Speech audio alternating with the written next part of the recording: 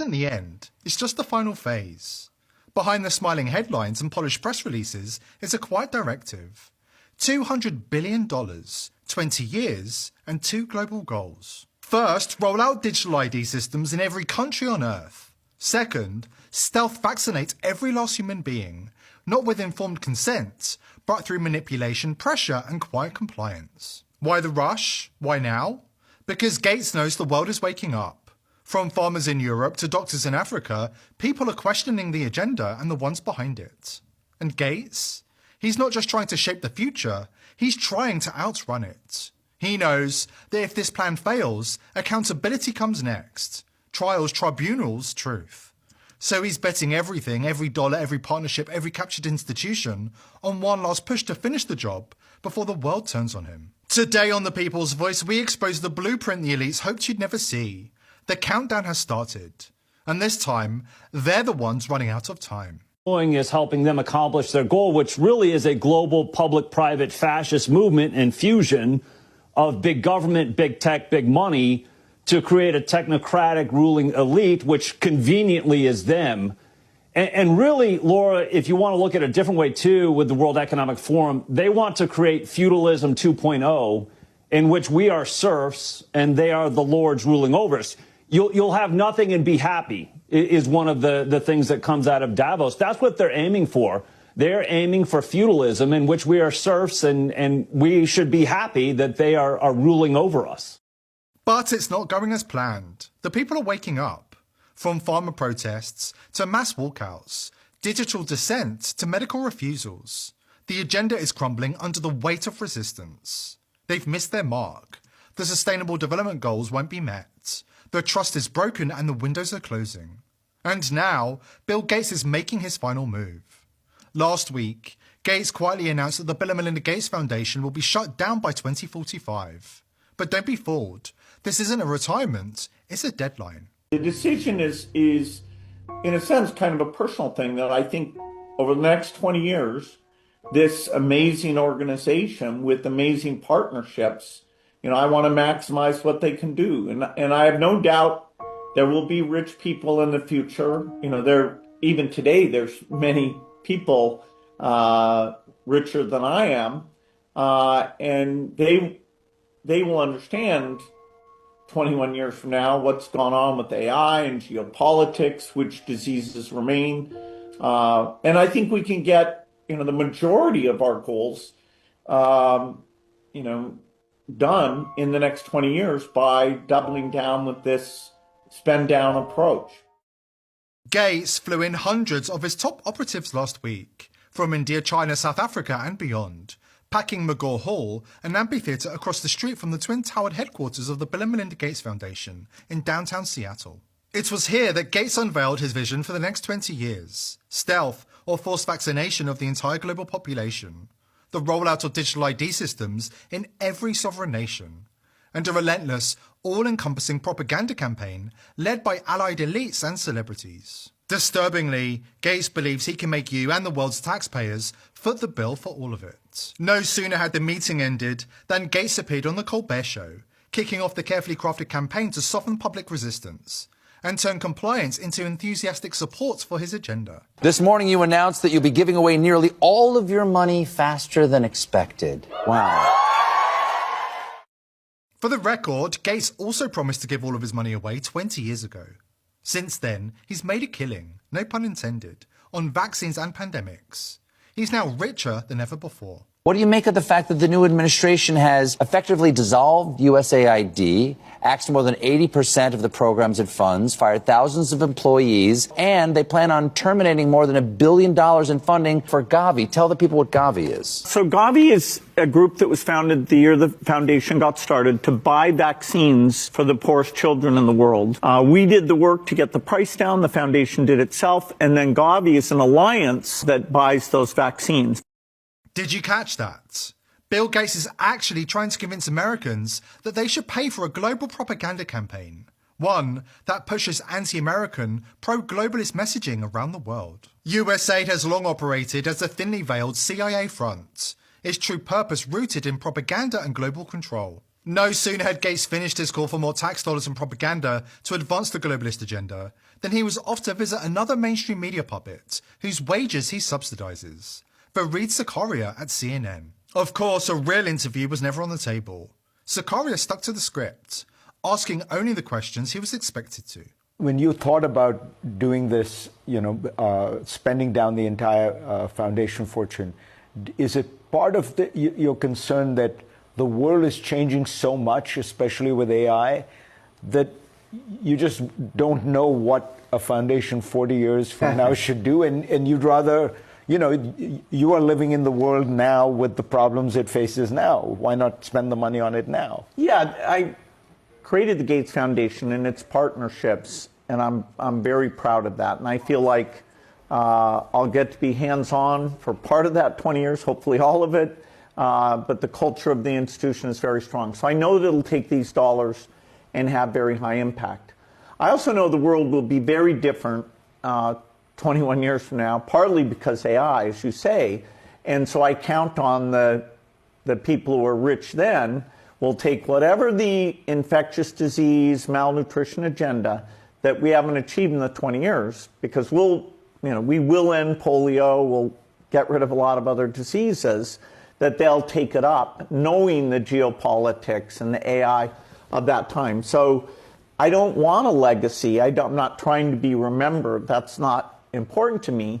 And so the fact the foundation will be gone, the dream would be that malaria and polio, the legacy would be that nobody remembers what those awful diseases are.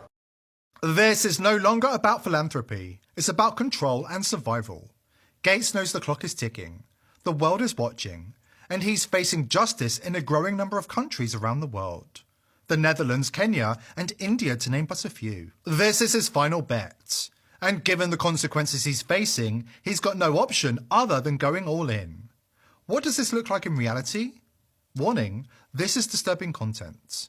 Gates wants to embed his digital ID under the skin of every child in the world, with or without parental consent. We've got the details coming up. The elite are making their move, and innocent children in Bill Gates' laboratories are being tagged with Mark of the Beast microchips in digital ID pilot programs as we speak. For those who doubt that Gates and the elite would go this far, it's time to wake up, because the plan to microchip every child under the sun has already begun.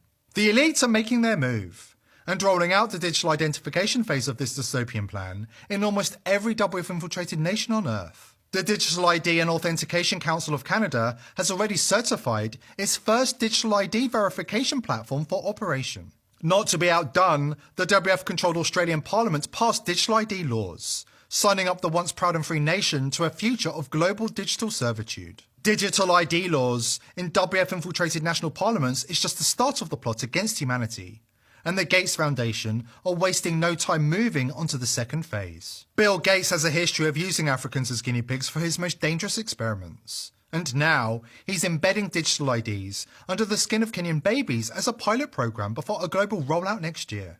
Now, it even gets worse. The Bill and Melinda Gates Foundation is continuing its global push to support its so-called government-backed digital ID programs, and this time setting its sight on Kenya, where it will advise the government on that country's Maisha Namba digital ID initiative that is currently under development. So, according to a Kenyan news agency, Gates' role is assisting the Kenyan government in its development, and the rollout of Maisha Namba was announced after a recent series of closed-door meetings with Kenyan President William Ruto. According to Biometric Update, Maisha Namba is supposedly expected to address different challenges, such as identifying and authenticating citizens, safeguarding primary registration documents such as birth certificates and national identity cards, and improving the management of the social programs and government operations. The project has been met with skepticism in some parts of the country. Rights groups have also been expressing concern over the possibility of discrimination and the erosion of privacy. But listen, I just told you in a very nice way. Now let me just put it blatantly to you. The program targets the birth of new babies. So once you have your baby, before your baby leaves the hospital, you no longer get a paper birth certificate, but then you get a digital one that is somehow implanted somewhere on somebody's body. think about that. But have a listen to this. The digital ID, which has been a big problem to us for a very long time, is now on a testing mode for the next 2 months. I have been assured by all the stakeholders, led by the ministries concerned, that by December, we will be able to launch digital ID, where every Kenyan don't have to carry any paper, plastic or otherwise, as an ID, that they should be able to be identified digitally using their iris or their fingerprints, and we can transact without the necessity of people struggling to identify who they are. And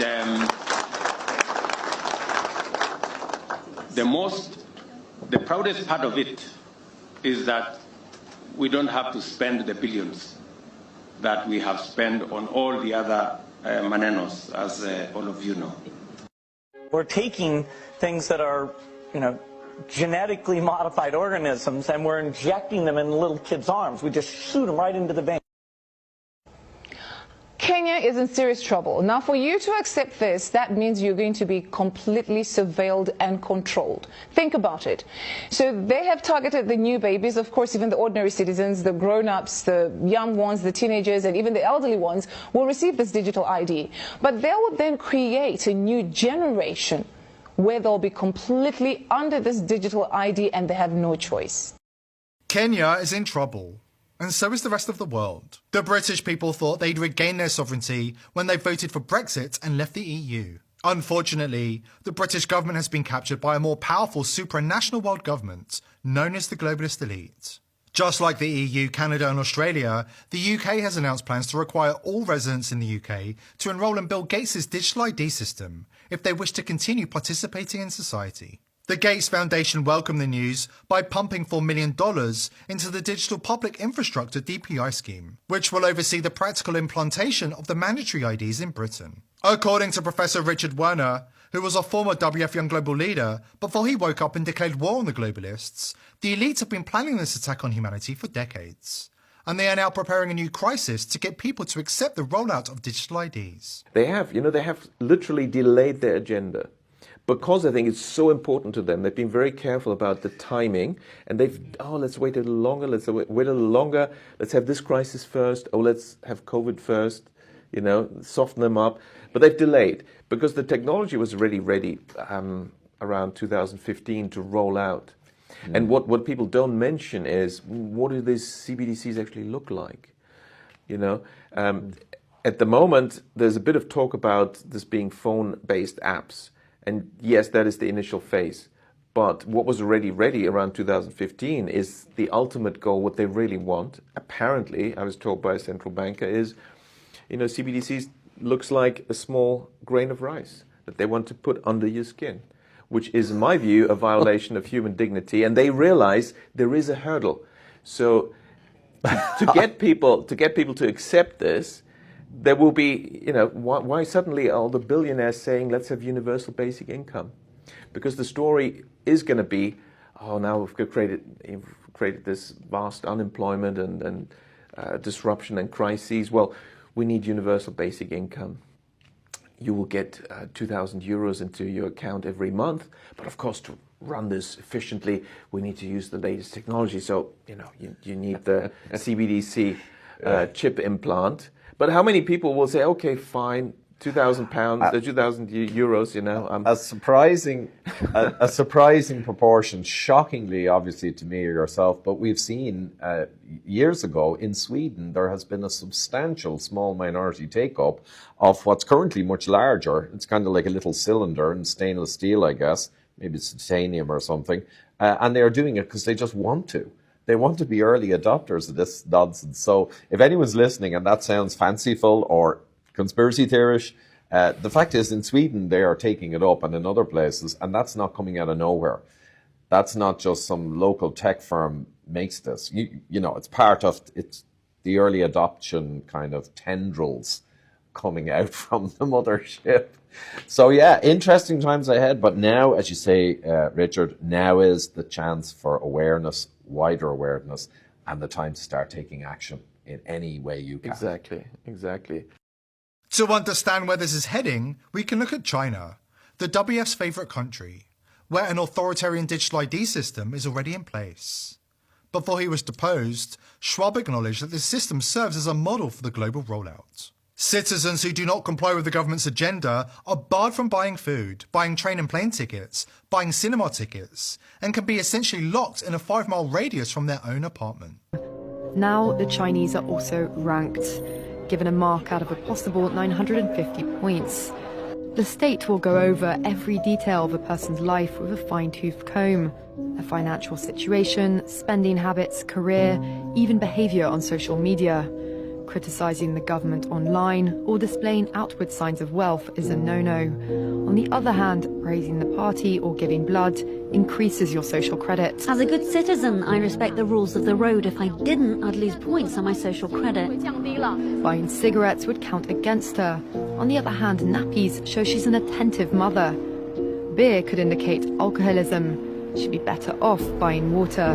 A good score brings benefits, but people with low scores lose rights. The cinema names and shames people considered untrustworthy, plastering their details, even their addresses, across big screens. The dystopian warning that you'll own nothing and be happy was never a joke. Bill Gates is now wagering his entire fortune on making that elite vision a reality. But the tide is turning. People around the world are waking up, and the truth behind this totalitarian nightmare and a new wave of resistance is rising like never before.